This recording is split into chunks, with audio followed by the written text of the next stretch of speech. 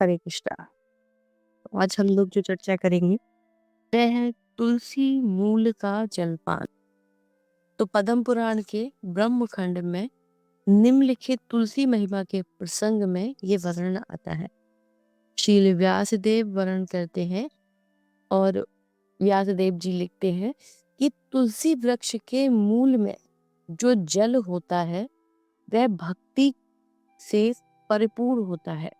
तुलसी के मूल में जो जल है, यदि कोई व्यक्ति श्रद्धा से अपने सिर पर वह धारण करता है तब वह निश्चित रूप से विष्णु के धाम को प्राप्त करेगा।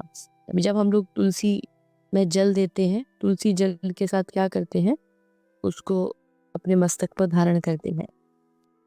तो जो मूल में जल है उसकी इतनी महिमा है, तब वह निश्चित रूप से भगवान के धाम को प्राप्त करता है।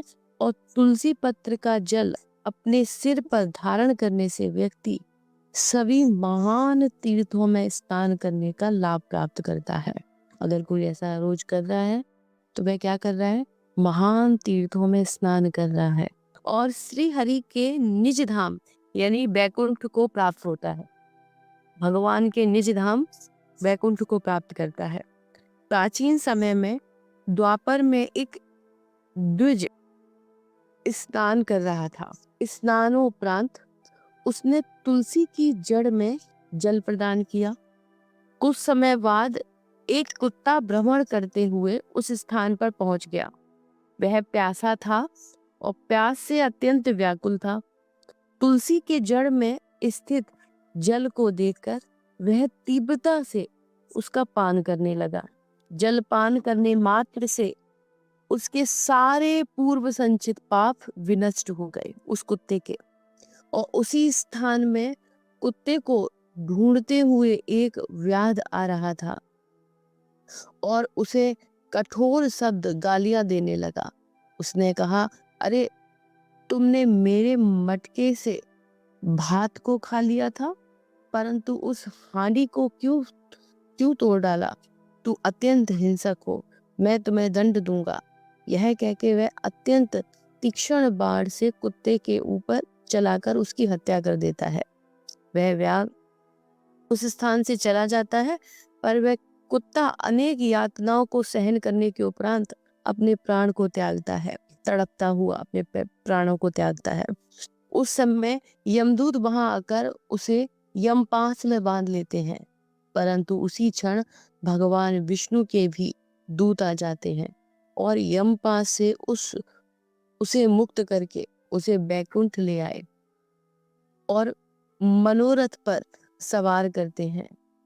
यह देखकर विष्णु दूतों को यमदूत पूछते हैं कि ये कुत्ता महापापी है जिसे हम ले जा रहे हैं, परंतु आप लोग यमपाश से उसे मुक्त करके कहाँ लेकर जा रहे हो?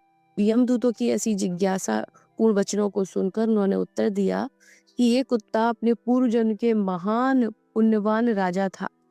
पूर्व जन्म में क्या था? महान पुण्यवान राजा था यह कुत्ता, जिससे प्रचुर मात्रा में पुण्य कर्म किए थे, परंतु उसने एक सुंदर स्त्री का अपहरण किया था। उसी के फलस्वरूप उसने यमलोक में अनेक कष्ट प्राप्त किए थे। अपहरण करने के कारण पहले यमलोक में अनेक प्रकार के उसने कष्ट पाए थे उस राजा ने, और फिर उसके बाद क्या, उसे कुत्ते का जन्म मिला। आप लोगों ने उसे एक तप्त लोहे की नारी का आलिंगन कराया यमलोक में और तप्त शैया पर सुलाया। इससे उसने अत्यंत पीड़ा प्राप्त की और अधिक कष्टों को सहने के लिए बाद में फिर उसे मृत्यु लोक में कुत्ते के शरीर में जन्म मिला। परंतु इससे अपने जीवन में तुलसी के मूल जल का पान कर लिया, जिसके कारण वह अपने सारे पापों से पूर्ण रूप से मुक्त हो गया। इन वचनों को श्रवण करके यमदूत विलंब किए बिना यमलोक को चले गए। विष्णुदूत ने उस कुकर को विमान पर चढ़ाकर हरि के निज धाम में पादार्पण किया। इस प्रकार से तुलसी की महिमा वर्णित हुई। जो तुलसी की लकड़ी का लेप कृष्ण की अर्चा विग्रह पर निष्ठा पूर्वक करता है वह सदा ही कृष्ण के समीप रहता है। देखिए, प्रत्येक पाप का परिणाम है। वह राजा कैसा था? बहुत ही पुण्यवान था, लेकिन उसने क्या किया था? एक स्त्री का अपहरण किया था। तब ऐसा नहीं है उसके पुण्य के कारण उसका ये पाप कट गया। गलत काम किया, गलत काम का गलत नतीजा। यमपुरी में क्या उसे पहले यातनाएं मिलती हैं, फिर ऊकर का शरीर मिलता है। इतने सारे पुण्य कहाँ चले गए? इतना सारा पुण्य करने के बावजूद भी उसे कुत्ते का शरीर मिला। लेकिन कोई कृष्ण भक्त को कभी किसी कुत्ते का शरीर नहीं मिलता, किसी जानवर का शरीर नहीं मिलता। भगवान की भक्ति में यही तो है। भगवान का अगर कोई नाम ले रहा है तो वह इतनी श्योरिटी है कि वह निम्न योनियों में नहीं जाएगा। भगवान खुद भगवत गीता में बोल रहे हैं, निम्न योनि नीचे के लोकों में नहीं जाएगा।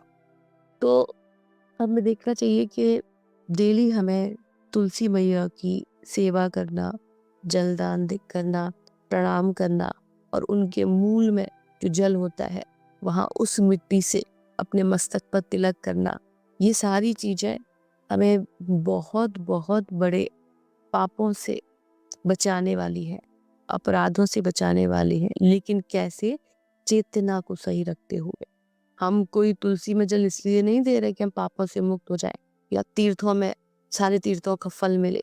ना ही हम इसलिए परिक्रमा कर रहे हैं, ना ही उन्हें इसलिए प्रणाम कर रहे, है ना? ये हमारा उद्देश्य नहीं होना चाहिए। हमारा उद्देश्य होना चाहिए तुलसी महारानी की सेवा और उनकी कृपा, भगवान की प्रसन्नता, ना कि ये सारे उद्देश्य होने चाहिए। इन कहने का मतलब है कि छोटे छोटे कर्म भी, छोटे छोटी चीजें भी हमें उसका फल भोगना पड़ेगा। कोई व्यक्ति अगर झूठ बोलता है, किसी का दिल दुखाता है ना, और बहुत से छोटे छोटे ऐसे कर्म होते हैं जिन पर हम ध्यान भी नहीं देते। आप ध्यान दो या ना दो, लेकिन चित्रगुप्त सारी चीजों पर ध्यान दे रहे हैं और उन सारे चित्रों को खींच खींच कर रख रहे हैं। कई बार क्या होता है, जब ऊपर उन चित्रों को दिखाया जाता है तब हम सोचते हैं ये मैंने कब किया, ये तो मैंने किया नहीं। तो चित्रगुप्त क्या करते हैं? पूरी रील चलाते हैं, ये देखो जब तुम ये थे, जब आप ये कर रहे थे तब आपने ये किया। तब हमें याद आता है कि हाँ, ये तो मैंने ही किया। भगवान के न्याय में रंच मात्र भी दोष नहीं निकाल सकते आप। भगवान का न्याय बिल्कुल परफेक्ट है। भगवान जो भी न्याय करते हैं बिल्कुल सही करते हैं। वहाँ कोई पक्षपात नहीं होता कि ऐसा नहीं है ये हमारा नाम ले रहा था तो इसे थोड़ी छूट दे दी जाए, ये नाम नहीं ले रहा था तो इसे पूरी सजा दे दी जाए ना। अगर गलत, देखो नाम जो ले रहा है, जो भक्ति कर रहा है फिर भी गलत काम कर रहा है तो उसके लिए तो ट्रिपल सजा होनी चाहिए। सब कुछ जानबूझकर, जानते हुए कि हमें पता है कि हर क्षण हर पल के कर्मों का परिणाम हमें ही भोगना है। हम जानते हैं कि हमें क्या करना है क्या नहीं करना, फिर भी जानते हुए वैसा काम करना, तो उसको और ट्रिपल सजा। क्योंकि देखो जैसे एक छोटा सा बच्चा है, वह आग के नजदीक जाता है, आग जलाती उसको भी है, लेकिन उसे उस आग के बारे में नहीं पता।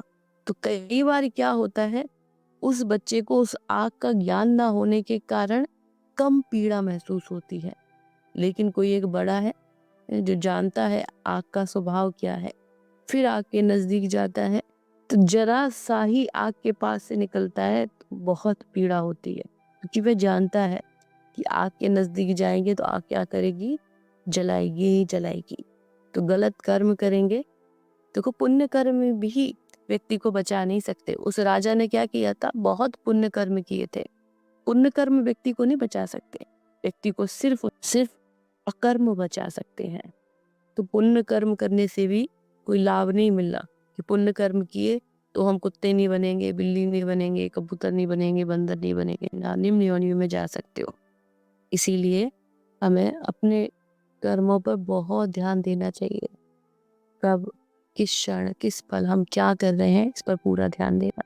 श्रील प्रभुपाद की जय।